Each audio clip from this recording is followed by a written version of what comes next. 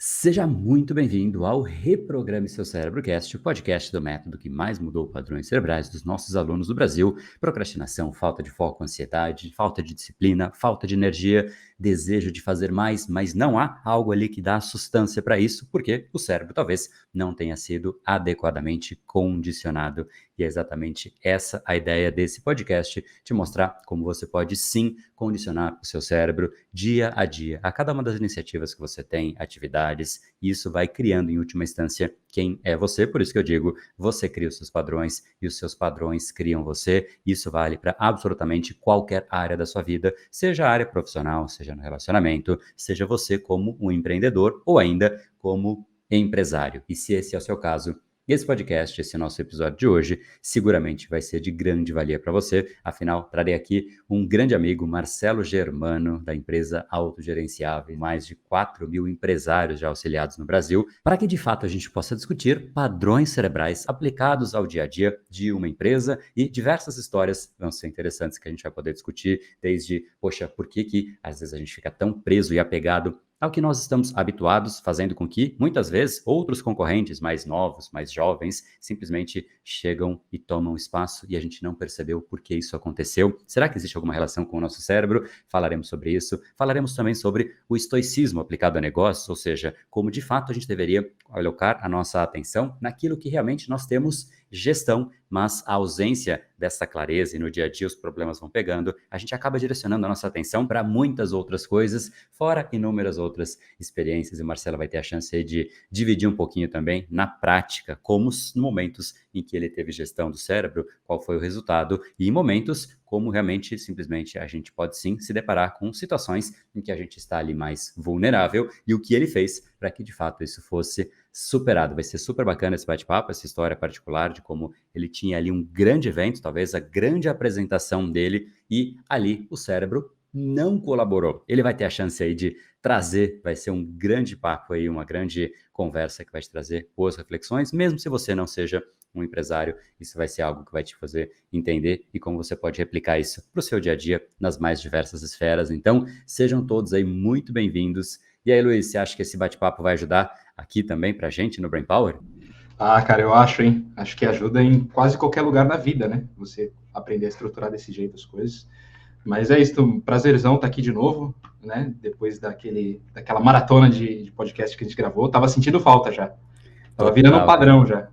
total. Todos os dias um podcast novo. Agora a gente interrompeu, Exato. voltou para o modelo semanal e hoje, então, uma semana, inclusive, não só de volta, mas uma semana duplamente especial, né? Estamos aí com nosso grande amigo Marcelo Germano. Bola contigo aí, seja muito bem-vindo. Que legal, obrigado, André. E aí, Luiz, como tá? Tudo em ordem? Boa. Tudo bem? Show de bola, é um prazer estar aqui. Muito obrigado, Marcelo. O prazer é todo nosso. Agora eu queria trazer a conversa para o seu mundo, né? O mundo de um empresário, né? A gente, quando você fala, não, eu ajudo empresários, o que se vem na mente de imediato é aquela parte mais técnica, né? Não, eu vou ajudar com fluxo de caixa, vou ajudar com a DRE, vou ajudar com tudo isso. E não estou tirando mérito disso de maneira nenhuma, porque é fundamental. Se você não tem gestão disso, naturalmente você, sim, em algum momento vai tomar uma surpresa aí no meio da história. Mas o que eu vejo cada vez mais as pessoas se preocupando, e eu fico feliz com isso, é que o jogo ele é muito mais mental do que parece, né? Especialmente no momento em que você percebe isso que a gente estava falando, a gente não tem gestão do mundo ao nosso redor. Só que a única parte que de fato a gente precisa ter gestão é a parte interna, é como a gente vai reagir diante, seja de um obstáculo, seja de uma meta que você se coloca, que você chamou de ambição, enfim. Né? Eu acho que esse que é o grande ponto. Você consegue falar um pouquinho como é que você vê as pessoas em termos de preparo e preocupação, assim, quero virar um empresário. Quanto que as pessoas dedicam do espaço mental de preocupação delas para aí sim eu aprender? Então, ó, eu fiz uma vez um treinamento com o Tony Robbins. Tinham 800 empresários, quando eu fiz 800 empresários do mundo inteiro fazendo esse treinamento. E ele fala uma coisa interessante, que ele fala que 80% é psicologia, 20% é técnica. Né? Olha a proporção, 80% é psicologia, 20% é técnica. E dependendo do que você for analisar, né, como isso não é um dado estatístico, né, eu posso falar que 90% é psicologia e 10% é técnica. E no final do dia é isso mesmo. Né, 80 ou 90% do sucesso de uma empresa é a psicologia. Né, o resto é técnica. Por quê? Porque se você começa com a mentalidade errada, você vai utilizar as técnicas erradas. Né? Começa por esse ponto, né? Essa parte do mindset, ela se torna de vital importância. Vou dar um exemplo, tá? E a gente é condicionado a acreditar em algumas coisas que acabam atrapalhando tudo. Ao longo da minha jornada, né, ou da tua jornada também, uma coisa que é importante na nossa jornada é o autodesenvolvimento, né? Então a gente lê bastante, a gente estuda bastante, a gente busca o conhecimento, porque a gente se move na direção daquilo que a gente estuda. No final do dia é isso, né? A gente se move na direção daquilo que a gente estuda. Então eu sempre falo assim, cara, você quer ficar rico? Comece a estudar riqueza. Você quer ser um empresário melhor? Comece a estudar sobre isso. Você quer ter um relacionamento bom? Estuda sobre relacionamento, né? E aí isso serve para qualquer coisa. Então as pessoas querem ter um relacionamento muito bom, mas não estuda nada sobre relacionamento. O cara quer ser um pai muito bom, mas não estuda nada sobre educação de filhos, né? Como ser um pai melhor, né? Como é ser pai de menino, como é ser pai de menina. Não estuda nada sobre isso. É difícil, né? A gente se tornar bom numa coisa que a gente não dedica o nosso tempo para estudar. E entre os estudos, né, esses estudos, um que me chamou muita atenção é um livro, que ele é um livro assim, muito consagrado, é o livro do Peter Senge, que chama A Quinta Disciplina. No livro A Quinta Disciplina, ele fala de 5 disciplinas, por isso que chama A Quinta Disciplina. A quinta disciplina é a visão sistêmica, mas existem outras 4 disciplinas, que é a aprendizagem organizacional, modelo mental, domínio pessoal e visão compartilhada. São 5 disciplinas. E olha só, tem 2 que estão ligadas a essa parte da psicologia. Uma é ligada à aprendizagem e 2 são ligadas a essa parte de domínio mental e domínio pessoal e modelo mental. Então, no modelo mental, ele conta um exemplo. E olha que interessante que esse exemplo, tá? Quando a gente analisa historicamente, a gente vai entender que a economia foi se transformando. E nessa transformação da economia, né, alguns países despontaram, outros países ficaram para trás. Um país que é exemplo é o Japão. O Japão foi devastado na Segunda Guerra Mundial. Os Estados Unidos fez uma ocupação do Japão. E em 1951, os Estados Unidos saiu do Japão e deixou o Japão lá destruído, né? E os japoneses tiveram que se reinventar, né? Eles tiveram que se reinventar. E eles começaram a se reinventar. Quando chegou 1970, o Japão, pensa, é um país pequeno, que não tem recursos naturais, país pequeno, sem recursos naturais, ou seja, ele não tinha todas as condições do mundo, né? Um país que tem tsunami, que tem vulcão, que tem terremoto, esse é o caso do Japão, e em pouco tempo eles se tornaram a segunda maior economia do mundo. Então, o Peter Senge fala no livro. Então, os executivos das maiores empresas da indústria automobilística americana, que era Ford, Chrysler e GM, foram visitar a Toyota para entender o que eles estavam fazendo, como que eles conseguiam fazer um carro tão bom, tão barato, que não quebra, né? Como que eles fizeram isso? E aí foram visitar a fábrica. E aí voltaram para os Estados Unidos e o Peter Senge foi conversar com eles. Cara, e aí? O que aconteceu lá? Me conta aí. O que vocês viram lá de novo, né? E eles falaram, cara, os japoneses enganaram a gente. Como assim os japoneses enganaram a gente? Cara, os japoneses enganaram a gente. Mas me conta aí. Aquela fábrica não existe. Eles montaram, era fake. Como assim era fake? Vocês não foram na fábrica? Não viram a fábrica? Não viram sair do carro da linha de produção? Sim, a gente viu, mas aquela fábrica não existe. Aí o executivo americano falou, cara, eu tô nesse ramo faz 30 anos. 30 anos que eu tô nesse ramo. Uma coisa eu posso te garantir. Não existe fábrica sem estoque. E aquela fábrica não tinha estoque. Né? E aí hoje, né, todo mundo sabe que existe um modelo de produção que chama just in time, né? As fábricas produzem com mínimo, quase zero de estoque, a peça chega, já vai para a linha de produção e o carro já sai pronto, então não precisa ter estoque. Só que aconteceu o modelo mental, cara, não existe fábrica sem estoque. Então a partir do momento que eu condiciono minha mente a acreditar que não existe fábrica sem estoque, eu estou vendo o negócio, mas eu não acredito que aquilo é verdade. E o que foi acontecendo? A Toyota foi crescendo cada vez. Enquanto os caras acreditavam que não existia fábrica sem estoque, a Toyota estava crescendo. Aí o que eles fizeram? Falaram, não, existe, se convenceram. Porque depois que você vê, não tem como desver. Né? Mas olha a importância do modelo mental. Cara, não, isso é verdade, isso existe. Os caras já me provaram que existe. Acredito nisso. Então vou implantar aqui. Não conseguiram implantar. Você falando disso, depois até você retoma do mesmo ponto, mas é que me veio de imediato, eu trabalhei na Johnson's, né, por anos e anos Tem e o anos, credo da foram 6 Johnson's, anos na né? Johnson's, Eu estudei muito o credo da total. Johnson's. É uma empresa que é muito isso, e ela não estou de maneira nenhuma tirando mérito, porque ela é espetacular, né, as marcas, o carinho pelos consumidores, e admiro a empresa, as pessoas que trabalham lá, a cultura, o credo, mas esse modelo mental de que é assim porque é assim, né, empresas quando elas são muito grandes, se torna naturalmente um risco. E essa talvez fosse a maior batalha que eu travava lá dentro, né? Porque eu via muita coisa acontecendo e eu queria trazer algum tipo de resposta para o que, poxa, o mercado está fazendo, o concorrente está lançando, o modelo de vender mudou, enfim.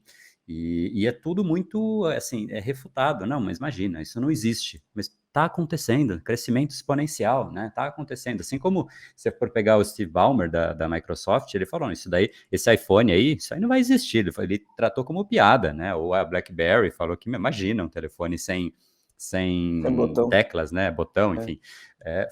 É absolutamente ridicularizado. E esse modelo, a gente é tão refém dos nossos padrões e do nosso modelo mental que quando a gente escolhe bem, a gente é refém de algo que é bom, né? Uma boa prisão, que condiciona a gente a olhar para as coisas de um jeito correto, mas o inverso também é verdade, né? O modelo mental pode travar a gente num modelo que está ficando para trás e a gente fica preso lá, né?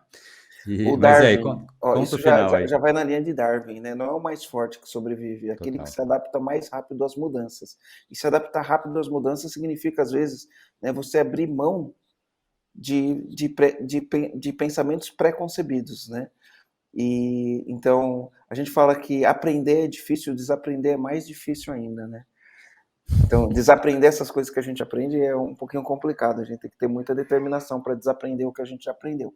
Então, Exato. voltando aqui na história, o que aconteceu? Quando os caras se convenceram, falaram: vamos implantar o Just in Time aqui na fábrica. Aí foram implantar o Just in Time, não conseguiram. Por que não conseguiram? Porque o modelo mental da fábrica como um todo era um, e o que eles estavam tentando implementar era outro. Aí o modelo mental boicota. As crenças que a gente tem boicota aquilo que está sendo feito. Aí beleza, falaram, vamos chamar os japoneses para implementar para a gente? Aí os japoneses foram para os Estados Unidos, foram implementar. Não conseguiram. Como assim? Os japoneses que são especialistas, que sabem como fazer, não conseguiram. Aí o que eles fizeram? Vamos abrir uma outra fábrica, nos Estados Unidos mesmo, em outro lugar, se eu não me engano foi Novo México, não tenho certeza. Em outro lugar, e vamos contratar pessoas totalmente diferentes, que não são as mesmas pessoas. E vamos tentar implementar. E aí eles conseguiram. Olha só que louco isso. Implementar. É louco Olha, isso, né? que louco. Olha o modelo mental. Né? Então, o modelo mental, muitas vezes a pessoa vendo aquilo, porque a primeira coisa é a pessoa ver e se conscientizar. Mas se ela não muda o modelo mental, se ela não muda o software que está processando a informação ali, também não adianta. Mas você sabe de uma coisa? Até a gente vai ligar isso com aquela conversa que a gente teve de bastidor aqui antes da gente começar, que para o nosso cérebro, o cérebro é assim, né? Ele é uma grande máquina de repetição de padrões, para o bem ou para o mal. E quando a gente sai do nosso padrão, seja para mais ou para menos, isso gera um desconforto. O cérebro tenta voltar para o padrão. Então, deixa eu dar um exemplo fora da conversa, aí eu volto para a conversa. Vamos supor que você acorda todos os dias às 6 da manhã, né? E aí, sei lá, por algum motivo, algum dia você quer acordar mais cedo, você quer acordar às 3 da manhã. É muito cedo, né? Seu corpo vai estranhar. O seu dia, naturalmente, vai ser inferior. O seu dia, você vai ter menos produtividade, menos concentração. Tudo, de fato, vai ser inferior. Tudo bem, se for um dia só, talvez dê para aguentar, mas ainda assim a gente percebe. Agora, se você muda para mais, você fala, não, para menos, tudo bem. Só que para mais é a mesma coisa. Então, se você acordar às 6, só que hoje, por algum motivo, você acordou às 9, você vai acordar com mais preguiça, você vai acordar meio inchado, você vai acordar meio, né, molengão. Por quê? Porque aquele é a sua referência, o seu cérebro está acostumado com aquilo. E o que, que é isso? É nada mais do que o processo do cérebro de aprender. Aprender é isso, formar hábito, formar um padrão mental, é aquilo que para ele é o normal, é aquilo que ele deveria ser, né, que deveria ser o nosso dia a dia. Quando a gente sai disso, isso gera um desconforto. E, de novo, para o bem ou para o mal. Eu fiquei 30 dias de férias agora, né? Enfim, eu tiro 2 férias por ano. Normalmente uma férias eu procuro acompanhar o calendário das minhas filhas, né? Então em julho a gente tira umas férias de 15 dias e no final do ano, às vezes eu tiro de 30, às vezes um pouquinho mais, às vezes um pouquinho menos. Fiquei 30 dias de férias. E é bem isso que você falou. Eu acordo todo dia, 6 horas da manhã, e eu treino das 6h30 às 7h30. 30 dias de férias, minha rotina mudou completamente. Agora, quando a gente volta, hoje é meu primeiro dia que eu voltei de férias, já chego de férias gravando podcast aqui com vocês, né? E aí, quando a gente Boa. volta, nossa, a gente tem que se readequar à rotina. Mas aí, voltando aí pro ponto que eu ia te perguntar, né, esse lance do horário é só para a gente, de fato, visualizar que o nosso cérebro faz isso, para o bem ou para o mal, né, para mais ou para menos. Só que isso acontece também quando a gente vai tomar na empresa ou no dia a dia, seja no trabalho, ou no relacionamento, ou num projeto, mas aí no seu caso, na empresa, quando você vai tomar um risco muito maior, quando você tem algo grande diante de você. O corpo e o cérebro estranham, né? Você tem aí algum episódio, que eu acho que até já sei qual vai ser, mas que você pode dividir, de algum Ah, momento aí que gerou vamos chamar de desconforto, não sei se essa é a palavra certa. o que aconteceu? A gente estava longe da meta e a gente discutiu, cara, é assim, ó, primeiro ponto, não vamos desistir da meta. A gente vai entregar 21 milhões até o final do ano. Esse é o primeiro ponto. Agora a gente tem que fazer o plano. A gente está longe. Se já era difícil quando a gente estava alinhado na meta, agora que desencaixou na meta ficou mais difícil. Mas eu não aceito não bater a meta no final do ano. Beleza. Qual que é o problema? Vamos identificar os problemas. Começamos a identificar os problemas. Legal como a gente faz isso. E aí, dentro do que a gente faz, a gente entendeu que toda vez que a gente faz um lançamento, e para quem está ouvindo e não sabe o que é lançamento é uma técnica de Estratégia marketing de que você venda, né? usa, uma estratégia de venda, que você vai ter um pico de vendas na sua empresa. E aí a gente utiliza o André utiliza dessa estratégia, enfim. E a gente entendeu que toda vez que a gente fazia um lançamento, ele dava pico, a gente vendia muito, era muito bom, mas ele fazia com que o perpétuo, o que é o perpétuo? É aquilo que a gente faz todo santo dia, né? Então, dentro da linguagem do marketing, perpétuo é o que a gente faz todo santo dia para vender todo santo dia. A gente percebeu que o lançamento era bom, mas ele prejudicava o perpétuo, e o perpétuo não engrenava por conta de estar fazendo sucessivos lançamentos. Essa foi a nossa análise, não sei se isso é verdade ou não, mas foi o que a gente analisou. Então, o que a gente fez? Ousado, abrimos mão de fazer lançamento. Só que a gente sabia que sem lançamento a gente não ia atingir a meta. Mas a gente falou, vamos deixar o nosso perpétuo, nosso comercial forte para fazer venda? Vamos trabalhar todas as habilidades que a gente precisa no comercial? Beleza, vamos fazer isso. E aí começamos a fazer isso. Só que quando a gente olha para a projeção, ia faltar 5 milhões. Pô, 5 milhões? E agora? Como que a gente faz? Eu falei, então tá. Então, quando chegar no final do ano, a gente vai fazer o lançamento de 5 milhões. E olha que interessante, pô, vou fazer um lançamento de 5 milhões, mas eu nunca fiz. Se eu nunca fiz, isso significa que eu não sei fazer. E a gente fala, Perfeito. cara, eu nunca fiz, então eu não sei fazer. O que a gente faz para fazer um lançamento de 5 milhões? Eu falei, quem já fez? Não, Aí, aqui eu quero até fazer um anexo, porque na conversa que a gente teve, a gente conversa, né? Não com a frequência que a gente deveria, né, Marcelão? Mas a gente troca umas figurinhas aí. E uma das coisas que me destacou bastante na conversa é que você tem zero preocupação em dizer eu não sei, né? Eu não sei mesmo. E eu quero achar quem saiba, né? Achei quem é, cara, esse cara aí. Quanto é o tempo desse cara? Porque ele sabe e ele tá me encurtando tempo, né? Uma coisa que eu falo isso. muito, né?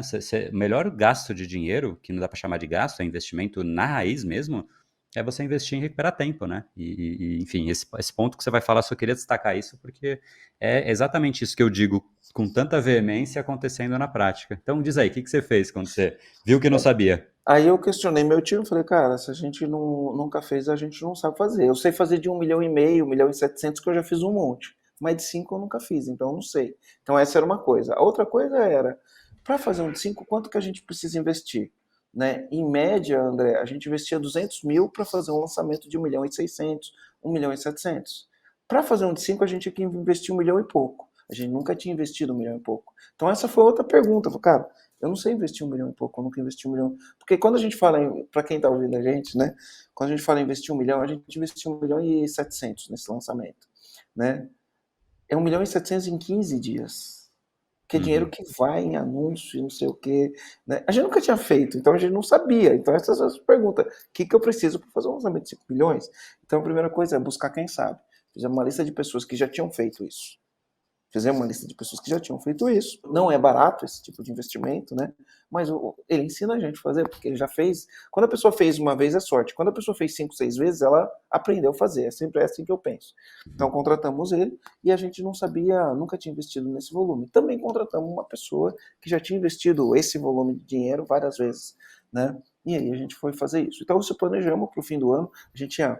Isso era junho, final de junho, a gente tinha 6 meses, né? O nosso lançamento ia ser em novembro, planejamos o lançamento. Mas o que acontece, né? Quando a gente faz o lançamento, ele funciona dessa maneira. Você tem 4 eventos, né? Então, você tem uma semana onde você gera muito valor, entrega muito conteúdo para a audiência, e aí você faz. Então, tem o primeiro dia, segundo dia, terceiro dia, e o quarto dia é o dia onde você vira para a pessoa e fala, olha, e para você que chegou até aqui, existe uma oportunidade. A oportunidade é você, enfim, comprar o nosso produto, né? Resumindo, é isso. E aí, vamos lá, né? Primeiro dia, 10 mil pessoas assistindo o evento, muito legal, massa, todo mundo com energia lá em cima. Segundo dia, e durante os meses a gente se preparando, né? Existe um preparo para fazer o evento. É estudo, é preparo, é script, é o que vai entregar, enfim, né? Segundo dia, beleza. Terceiro dia, beleza. Quarto dia, que é o dia D, né? Onde a gente vai fazer a venda. Cadê o Marcelo? Né? Quarto dia, esse evento era num domingo às 8 horas da noite, onde a gente vai abrir, a gente chama de abrir o carrinho, né? Onde a gente abre a oportunidade para as pessoas, enfim, terem acesso àquilo que a gente está ensinando. E aí, quando chegou 6 horas, eu estava minha namorada, minhas filhas em casa, enfim, foi um dia super agradável. Eu abri meu computador e falei, bom, 8 horas, né? Deixa eu começar a dar uma revisada aqui no material. Na hora que eu abri o computador, eu vi uma mensagem do meu sócio, me deu uma crise de ansiedade. Olha só. Me deu uma crise de ansiedade, né? Então me deu um transtorno de ansiedade. E esse transtorno de ansiedade que me deu, ele é um negócio que acontece no nosso cérebro em um segundo, e a gente nem sabe por que a gente tem aqueles pensamentos, porque o transtorno de ansiedade, ele sucede um pensamento que você teve, e via de regra esse pensamento foi negativo. Né? A gente não entende isso, mas enfim, depois a gente vai buscar ajuda para entender o que aconteceu. Você tem um pensamento negativo, que ele não é consciente, ele é inconsciente, e isso te gera uma alteração hormonal, então você produz adrenalina, você produz cortisol. Se você quiser, fala um pouquinho a respeito, para o pessoal entender, para não ter que Então buscar no fala, Google, vamos lá, né? então vamos lá. Basicamente assim, primeiro, isso geralmente acontece diante de um evento que a gente envia o sinal para o nosso cérebro de que o evento é importante. Então não acontece diante de coisas que você fala, isso aí tanto faz, né? É importante. Então esse sinal de que algo importante e relevante está por vir já faz com que a gente altere o nosso estado de vigília. O próprio cérebro começa a enviar uma série de neurotransmissores, fazendo com que a gente de fato fique em muito mais atenção. Isso é importante, né? Você pega um atleta, quando ele vai correr a final de uma Olimpíada, por exemplo, ele está absolutamente em vigília. O corpo realmente está ali, né, pulsando. E para uma pessoa que, né, sente isso nessa intensidade e de repente ela associa isso a um pensamento, como você trouxe, poxa, eu acho que eu estou sentindo isso, porque pode não dar certo, porque veio um pensamento disso, porque não sei qual é o pensamento que veio, mas é um pensamento que geralmente é associado com vulnerabilidade, com falta de controle da situação que está por vir. Então, o corpo, ele fica em vigília, né, no estado de tensão, porque a ansiedade em si, ela é positiva até um certo nível. Só que nesse estado que o corpo fica na ansiedade, ele fica muito mais suscetível a qualquer estímulo. E se porventura esse estímulo ele não é tão positivo assim, como no caso desse pensamento que você citou, ou às vezes nem foi só esse, às vezes foi uma sequência de outras coisas que não parecem na hora, mas no empilhamento de tudo isso começa a criar uma casa grande ali, né, que de repente você vê, você não percebeu como ela se formou, mas ela tá lá, aí isso gera um estado de, poxa, tem algo absolutamente relevante aí na frente e eu perdi o controle. E aí, pode ser absolutamente mental, pode não ser real, né? Mas a crise de ansiedade, muitas vezes, e diria até que em grande parte das vezes, ela não condiz exatamente com a realidade concreta, e sim com a realidade construída que a gente acaba fazendo no nosso próprio cérebro. E aí a gente junta tudo isso e a gente começa a virar, e esse é o problema do cérebro. O estado que você entrou te deixa muito mais propenso a absorver mais desse estado que você entrou. Então, a ansiedade busca mais ansiedade, que busca mais ansiedade. Aí quando você vê, você criou um empilhamento ali muito grande. E aí quem sofre, né? É o próprio corpo. Você começa a buscar mais disso, você começa a suar, você começa a mão, palpitação, muda a pressão, muda tudo. E acho que você pode contar um pouco de como é que foi no seu caso. Isso. E aí, cara, começou, eu abri, vi a mensagem, né? E aí o coração começou a acelerar. E aí, o que provocou em mim? Ânsia. Eu comecei a sentir ânsia. Então, ânsia não no sentido da ânsia de ansiedade, a ânsia de vômito. Né? E as palavras, parece que elas estão muito ligadas, né? Então eu comecei a ficar assim, ó, com vontade de vomitar, mas não vomitava. Mas você não consegue respirar, você não consegue pensar direito. É uma sensação horrível. E eu fiquei assim Total. um tempão. Né? E aí o que eu fiz? Era 6 horas, o negócio começava às 8. Comecei a passar mal, aí falei para minha namorada que estava com ânsia, fui pro quarto, deitei na cama, fiquei tentando controlar minha respiração, enfim, né? Todo um trabalho de tentar controlar a respiração não estava funcionando. Entrei no chuveiro, banho gelado, porque o banho gelado muda o teu estado, né, mental. Banho gelado, fiquei ali ó, um tempo, sei lá, fiquei uns 15 minutos, água gelada, e eu embaixo da água, controlando a respiração, mas já estava com mal-estar, né, porque aí você já condiciona a tua mente, nossa, tô com mal-estar, e agora como eu vou fazer, e agora como eu vou apresentar, e enfim, né, Você já moda no modo de contingência, né? Como eu é, salvo o que eu já sei que deu errado. É como é. se já tivesse dado, né? E aí, banho gelado, banho gelado, banho gelado, deitei na cama, fiquei respirando, minha namorada veio e falou, Marcelo, vai dar certo, calma, calma, bom, beleza. Saí, fui pro lugar onde a gente ia fazer a transmissão, era uma transmissão, um streaming ao vivo, e aí, quando eu cheguei lá, você tava ali com a mente perturbada, né? Meu Deus, eu passei mal, será que eu vou conseguir? Será que eu vou conseguir? Eu não tô legal, e se me der ânsia na hora que começar? E se eu começar a querer vomitar na hora que... E aí, meu Deus, como vai ser? A gente já começa a criar um monte de pensamentos negativos, né? Que, enfim, né? Vão piorando a situação.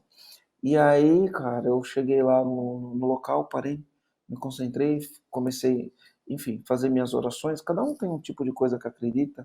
Eu sou cristão, acredito em Deus e acredito em Jesus Cristo como nosso Salvador. Comecei a fazer minhas orações, respirar, fazer minhas orações, né? Sabendo que o trabalho que eu tinha que ser feito já estava feito, sabendo que eu estava pronto para fazer o que eu tinha que fazer, né? Só precisava Legal. me acalmar ali para poder assumir o controle, para poder fazer o que tinha que fazer. Mas eu Muito confesso legal. para você, 5 segundos antes de começar a transmissão, 5 segundos antes de começar a transmissão, para aquele que tinha sido nosso maior investimento, né? Pensa, você colocou 1.700.000 na frente, você colocou. Porque não era só isso, né? Era o lugar onde você ia fazer o evento, que você paga antecipado, né? Tem uma série de coisas ali acontecendo, né? E no momento de você tem uma crise de ansiedade. E aí eu vou lá, o que, que eu posso controlar? Minha respiração, né? Meu, você está preparado, mas até abrir a câmera para falar, "Ah, estamos no ar", eu estava na incerteza. Aí quando abriu a câmera e falou, estamos no ar, foi, né? Foi. Quando eu Marcelo abri voltou. quando ligou a câmera, eu comecei a falar, foi. E aí eu entrei em flow. Olha que coisa, eu saí de um estado de ansiedade e entrei no estado de flow, né? E aí eu acho que você pode explicar o estado de flow, né? Posso, mas eu Nem queria todo mundo sabe o que é. aproveitar, eu acho que você trouxe várias lições aí e pontos que eu trago bastante nos nossos bate-papos, e você trouxe um mecanismo que para mim é o mais poderoso para você vencer um momento em que você sente que você perdeu o controle, que é quebrar o padrão. Né? A gente, se você pensar, isso vale para absolutamente tudo. E eu gosto de pegar exemplos bem diferentes para ver como é real e depois eu voltar. Se você pegar uma discussão que de repente você tem com sua namorada, com sua esposa, marido, mulher, enfim, basicamente, no momento que você entrou no modo batalha daquela briga, não tem muito mais como sair dali, a não ser que alguém quebre o padrão e fale, não, chega, né, vamos conversar depois, quebra o padrão de alguma maneira, às vezes até diferente, exótica, não importa, mas quebrar o padrão é necessário quando o cérebro entra nesse tipo de loop. E nesse processo de ansiedade foi exatamente o que você fez, sabendo ou não, acho que pelo que você relatou você sabia, mas entrar num banho gelado obviamente não é natural, né? O corpo fala, putz, tem algo diferente acontecendo. Então, a atenção volta, olha que legal isso, a atenção volta para o mundo real, porque o mundo construído na sua mente, que era o mundo que você estava lá, né, que gera estímulo, a gente não sabe em geral, mas os pensamentos, eles geram tanto estímulo para a gente quanto o mundo real, né? O cérebro ele não sabe o que é real e imaginário, se a gente ouve em todos os lugares, mas a gente vai gerando tanto estímulo que ele se sobrepõe ao mundo real. E aí, quando você tem uma quebra de padrão, a gente tem um choque de realidade. Você fala, olha, tem outro mundo aqui. Esse mundo aqui, né, é o mundo real. E aí você começa a recuperar um pouco e o cérebro começa a voltar um pouco para o estado, né? Só que, obviamente, você ainda estava afetado por isso. Aí você voltou para aquele seu momento, só que aí aconteceu o quê? Poxa, aquilo de fato você manja, aquilo de fato você é bom, aquilo realmente você é o seu território, né? E aí você começou a ver que não é bem assim. E o cérebro, ele fica confortável quando ele se sente é a famosa zona de conforto, né? Quando ele se sente dentro da zona de competência dele, que é aquela sua. Então, poxa, ali você recuperou. Aí, o que é flow para as pessoas, né, que foi a sua pergunta, flow nada mais é do que um estado de consciência que basicamente gera uma série de consequências. Por exemplo, você não sente a dispersão de tempo, ela varia, você não sabe se é para mais ou se é para mesmo, você sente uma desconexão, você não sabe se o tempo passou uma hora, se passou meia hora, você simplesmente está lá e você está curtindo. Você parece que tem uma percepção muito mais ampliada de todos os estímulos que estão ao seu redor, então você capta com muito mais profundidade, então você processa muito mais. Tem gente que fala, poxa, como é que você consegue ler em uma live os comentários e falar isso e aquilo? Porque aquilo eu entrei em flow. O cérebro realmente ele me entrega muito mais no estado de flow, que foi onde o Marcelo entrou. E nesse estado de flow, se você já tinha controle, é onde mais você tem controle. O esportista é o que ele mais quer. Um palestrante é o que ele mais quer. E na hora que você entrou ali, o cérebro falou, cara, sai daqui, que esse espaço, né, esse espaço é meu. Então, muito Ele é minha bacana. consciência, isso. E aí entrei em flow e a gente foi, enfim, né? Atingimos o resultado que a gente queria. Não batemos exatamente, né? Era um lançamento de 5 milhões, a gente fez 4,750, né? Mas chegamos bem perto de fazer, mas no final do dia a gente bateu a meta do ano, né? Então Espetacular. as coisas aconteceram e a gente bateu a meta do ano. Eu tive um outro evento também relacionado a isso, porque aí você faz essa venda e aí você tem uma entrega para fazer. Essa entrega é presencial. Nessa entrega presencial, a gente tinha 800 e tantos empresários. Né? Foi o maior evento que a gente fez na vida. Nunca tinha feito um evento com 800 e poucos empresários. De novo, a mesma coisa. A gente nunca fez, quem já fez? Né? E aí fomos contratar as pessoas que já tinham feito. A gente, enfim, não sabia fazer. E aí nisso, né, num evento como esse, você também tem uma meta de vendas.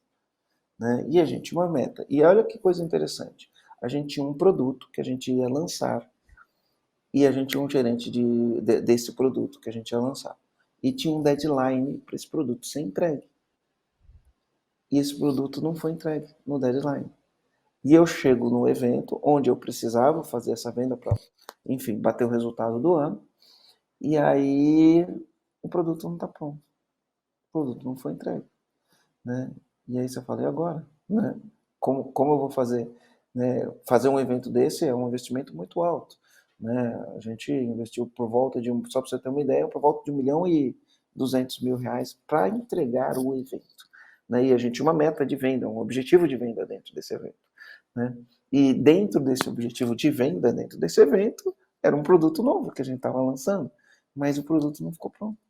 E aí, como que eu vendo um produto que não ficou pronto?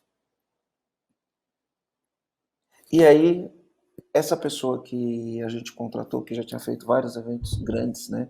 Já fez evento com 5.000 pessoas, já fez evento maiores, e ele trabalha muito estratégia de evento. Essa pessoa pegou e falou, Marcelo, pensa que eu já estava detonado, já estava destruído ali. Falei, meu, ferrou, era o evento do ano, era produto novo, é o grande produto, é a minha grande aposta para os últimos anos, é a minha grande aposta do produto que vai me levar para os 180 milhões, enfim, ou para mais que isso. Eu acredito que vai me levar para mais do que isso. E aí eu não tenho produto para vender. E aí, olha só, uma reconfiguração mental, né? Ele pegou e falou, Marcelo, é assim, ó, não mudou nada. Não mudou nada. Você acha que mudou, mas não mudou. Produto pronto ou produto pronto não é o que muda o que você vai fazer. Olha que legal. Produto estando pronto ou não estando pronto não muda o que você ia fazer. Por que não muda o que eu ia fazer? Porque ele falou assim, cara, venda é uma transmissão de sentimento. Quando você for vender alguma coisa, você não está vendendo aquela coisa. Você está transferindo um sentimento. E quando você transfere aquele sentimento, as pessoas compram aquilo. Isso não mudou. Você consegue transmitir esse sentimento. Você consegue transmitir essa emoção. Isso não mudou. O fato do produto ter pronto ou não, não muda isso. Agora, o que você precisa fazer é o seguinte, você vai fazer a mesma transmissão de emoção, a mesma transmissão de sentimento em cima desse produto, do que ele pode fazer, como ele vai melhorar a vida das pessoas. Só que você vai fazer uma ressalva.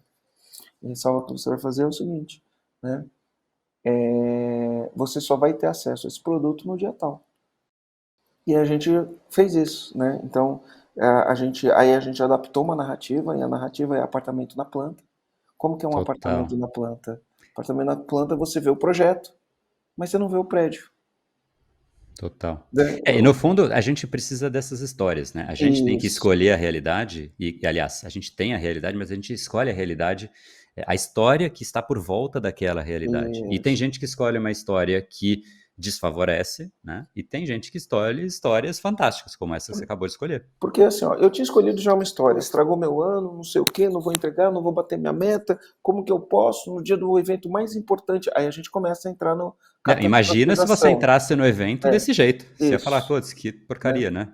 No dia do evento mais importante do ano, talvez o evento mais importante da vida, eu não tenho produto, o produto não está pronto, como eu vou mostrar para o cliente, não sei o quê, que fiasco. Eu podia ter ficado nesse looping. Eu falo, cara, não mudou nada, cara. Isso daí que você está falando só está acontecendo na tua cabeça. As pessoas estão ali, elas estão empolgadas, elas te conhecem, elas te seguem, elas estão aqui por tua causa. Cara, é transmissão de emoção. Se você transmitir a mesma emoção e falar, cara, é isso, esse é o produto novo. Esse é o produto fantástico que eu vou entregar para vocês. Só que é o seguinte, um apartamento na planta. Não está pronto ainda. O apartamento na planta não está pronto. Né? Vocês vão receber esse apartamento no dia tal, não é assim que a gente compra o apartamento na planta? Sem No dúvida. dia tal vocês vão receber o apartamento de vocês. Eu usei exatamente esse discurso. No dia tal vocês vão receber o apartamento. Mas por enquanto ele está na planta. Né? E aí beleza, foi, e aí deu tudo certo. A gente, enfim, fez a venda, entregamos, né, o apartamento. As pessoas já estão usando o apartamento. Algumas pessoas já estão decorando o apartamento, né? Algumas pessoas já estão montando o quarto, já contrataram arquiteto. E é bem isso mesmo. A analogia é muito verdadeira. Tem algumas pessoas que ainda não estão ocupando apartamento. Tem algumas pessoas que ainda, enfim, estão, meu, quando que eu vou mudar, né, para esse apartamento? E algumas pessoas já mudaram, já estão com a casa pronta. Exatamente assim é a metáfora do que eu entendo. Mas você vê que como é o nosso cérebro, né?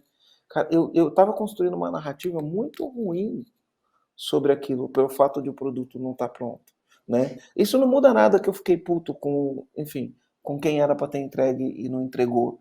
Mas olha a história que eu ia construir. Porque estragou o meu evento, porque eu não vou bater minha meta no ano por causa disso. Eu já estava nessa conversa interna. E ele falou, Exatamente. cara, Marcelo, não mudou nada, cara. Na verdade, quem mudou foi ele, né? Às vezes a gente tá tão numa pegada com os problemas que a gente tem, a gente fica de fato irritado, porque é natural, é ser humano, né? Quem não fica irritado? Quem não fica ansioso? Quem não fica estressado? Quem não se distrai? Todo mundo se distrai. E aqui acho que fica como um bom fechamento, para eu te passar a palavra também, você fazer umas considerações finais aí, mas acho que essa de fato é uma boa reflexão. Não existe essa história de eu não quero me distrair, eu jamais vou perder o meu foco, eu jamais vou ficar ansioso. Isso não existe. O que a gente precisa é da capacidade da resiliência, né? Que é tão mal compreendida, poucas pessoas falam corretamente o que de fato é, não é rigidez. Resiliência é a propriedade da física de recuperação do estado natural da matéria, ou seja, você voltar, né, ao que de fato deveria ser, e independente do que aconteceu, que foi exatamente isso que o Marcelo acabou de relatar. Então, ele ficou estressado, ele ficou puto da vida, ele ficou preocupado, tudo isso aconteceu, né? E todo ser humano vai ficar, se você pegar Steve Jobs, um dos grandes gênios, né? Quem ouve a Aliás, eu história dele, assisti 2 vezes os 2 filmes, né. Enfim, vai na Netflix, tem os 2 filmes do Jobs, assiste 2 vezes os 2, né, ele depois disso. absolutamente ele ficava irritado, né? Todo E, tá, ser humano. e nos lançamentos dava pau, né? Ele chegava no lançamento, o produto não estava pronto, enfim. É Né? Tem, normal, tem, né? tem um paralelo. Acontece, né? Nas melhores vidas, nas melhores famílias. O fato é, né? E esse acho que é o grande ponto, tanto para um negócio como para uma empresa, ou para a carreira profissional de um indivíduo, ou se você é médico, ou se você quer um relacionamento em que você tem a gestão de tudo, jamais vai acontecer. E você também não vai ter gestão completa de você enquanto indivíduo. Acho que a boa reflexão e a boa moral que eu pego desse bate-papo aí fantástico com esse camarada inspirador aí que eu tenho o privilégio de chamar de amigo aí, Marcelão, é exatamente isso. A gente precisa usar o mundo para que ele nos sirva, porque aí sim a gente pode servir o mundo da melhor maneira possível. Esse sendo o nosso grande papel. E aí queria deixar a palavra para você, Marcelão. Alguma palavra aí de reflexão, de como que as pessoas deveriam, além de te seguir, né? Seguir lá a Empresa de Autogerenciável no podcast, ouvir um pouquinho mais desse empresário brilhante aí que é o Marcelo, mas enfim, você quer dizer alguma coisa aí para a turma? Enfim, dentro dessa temática, né, da gente focar naquilo que está no nosso controle, a gente tem muitos exemplos de pessoas que, pelo que ela acredita, ela toma algumas decisões que ferram tudo, né? E ela sempre atribui isso a um fator externo. E muitas vezes não é o fator externo. O fator é aquilo que ela acredita. Então, eu vou dar um exemplo, tá? Eu vou dar um exemplo. Muitas pessoas, na pandemia, segmentos iguais, segmentos idênticos, né? Nichos idênticos, pessoas que fazem a mesma coisa, muitas pessoas na pandemia sofreram demasiadamente, sofreram mesmo, passaram por muitas dificuldades. Quando você vai conversar com essa pessoa, ela tem uma convicção que ninguém vai tirar essa convicção dela, porque ela acredita tanto naquilo que o problema foi a pandemia. E a pessoa, ela vai te dar provas e mais provas, dizendo que, cara, não tem jeito, foi a pandemia, foi o problema. E teve poucas pessoas, mesmo segmento, mesmo nicho, mesmo não sei o quê, se você for pensar em qualquer indústria, que ressignificaram a pandemia, né? E aí fizeram do limão a limonada, né? Fizeram do limão a limonada. Eu tenho muitos exemplos de pessoas que fizeram isso. Vou dar um exemplo, tá? Eu tenho um amigo, cliente nosso, tá? O cara ressignificou totalmente durante a pandemia e ele foi muito rápido. Então veio a pandemia. O que ele produzia? Camisetas. Camisetas para, por exemplo, carnaval, ele fazia abadá. Você tem o teu time de futebol na empresa e vai fazer a camisa para jogar o futebol no final de semana ou no campeonato da empresa, ele fazia esse tipo de coisa. Camisetas para eventos, era o que ele fazia. Então, uma empresa vai fazer uma convenção, manda fazer camiseta para todos os funcionários, né? Ele fazia esse tipo de coisa. Uma empresa que faturava 700 mil reais por mês naquele momento. Quando veio a pandemia, deu quarentena, lockdown, não tinha mais evento. Ninguém mais vai jogar bola, não tem mais evento empresarial, né? Ainda bem que o carnaval já tinha passado, mas não tem mais esses eventos, né? Aí o que acontece com a empresa dele? Ele tem duas opções: quebrar ou dar a volta por cima, né? E aí naquele momento ele entendeu o seguinte, cara, eu tenho aqui uma fábrica, um parque fabril, eu consigo produzir outras coisas. E aí ele direcionou a mente dele, começou a produzir coisas para hospitais. E aí começou a produzir avental, porque aí precisava de mais avental, as pessoas precisavam trocar o avental com mais frequência. Avental, EPIs que usam, né? Então, um negocinho para colocar na cabeça, um negocinho para colocar no pé, um negocinho para colocar na mão. Começou a produzir isso. Em um mês ele faturou R$ 1.500.000. Olha só. Quando a pandemia acabou, ele tinha dois negócios. Um de camiseta e o outro negócio que fornecia coisas para hospitais. Tá? Mas Cara, teve um monte de empresa que produzia camiseta que o cara quebrou. E ele tem convicção que ele quebrou que por foi a causa da pandemia. pandemia. Olha só que espetacular. Isso que a gente está falando aqui, se todas as pessoas tivessem gestão da capacidade mental, talvez não tivessem quebrado, talvez muitos eventos que simplesmente foram um fiasco não teriam sido, como foi o caso do Marcelo, que ele conseguiu reverter. E deixa uma pergunta aí: será que a final da Copa do Mundo de 98, que ninguém sabe o que aconteceu com o Ronaldo, que talvez tenha entrado em algo similar, não teria sido totalmente diferente se ele tivesse aprendido como quebrar o padrão, como ele tivesse, de repente, de novo, eu não sei o que aconteceu, ninguém soube, né? Foi muito mascarada ali a situação, mas muitas coisas poderiam ser diferentes. Até, quiçá, a final da Copa aí de 98, né, não, Marcelo? Exato. Exato. E ó, eu vou falar que eu fiquei com essa reflexão, acho que eu comentei com você, né? Eu lembrei exatamente disso. E porque na época surgiu as teorias da conspiração, falou que foram lá, ofereceram dinheiro para ele entregar o jogo, É. enfim, né? Tem toda aquela história lá, né? E aí depois que aconteceu isso comigo, eu falei, cara, é assim, ó, eu tendo aquele. Antes eu achava que tinha alguma coisa por trás dos panos que ninguém sabia o que era, né? Enfim, tinha um monte de história, a Copa era na França, a França estava ruim, tinha até essas histórias todas, né? Teorias conspiratórias. Mas depois do que aconteceu comigo, eu tenho convicção de que ele teve um piripaque mesmo, A né? gente não tem noção do poder que o cérebro tem, na real é É, isso. E quando a gente se vê refém, é só quando você sabe o que tem que ser feito ali para você tirar o poder do cérebro, porque senão é uma onda que vai te levando e levando, e aí acontece o imprevisto, né? Você fala: "Ah, isso não podia jamais acontecer comigo." Todo mundo pensa isso. Todo mundo que você olha em situações que você fica triste de ver, e isso vale para absolutamente qualquer, né? Vale até para doenças mentais. A pessoa não diz: "Ah, não, eu nasci para isso, isso é de mim." Ela de repente se percebe assim, ela fala: "Poxa, como é que eu vim parar aqui?" E é uma somatória de coisinhas que ninguém percebe de onde vem e ninguém sabe o que fazer. Então fica aí a reflexão de como é importante conhecer o nosso cérebro. show de bola. Adorei fazer aqui o podcast, né? É um assunto que eu gosto de falar e a gente tem trabalhado para fortificar cada vez mais esse pilar para o empresário, né? Ter o domínio pessoal, né, o controle das emoções, tem, enfim, né, inteligência emocional e tudo mais para poder melhorar os resultados, né, não só na vida dele, mas na vida da família dele e na vida da sociedade. Porque eu tendo a acreditar que o empresário é uma pessoa que está aqui para servir outras pessoas, né?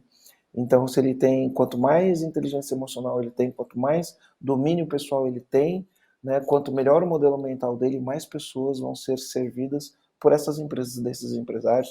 Acho que esse também é o meu papel, é o teu papel também, né? Como empresário, quanto mais pessoas você servir, né, melhor vai ser esse mundo aí. Então, muito feliz de Espetacular. falar sobre isso. Eu que te agradeço, fico muito feliz aí com a sua presença, fico honrado aí da gente ter finalmente conseguido bater o nosso papo aqui junto com a turma.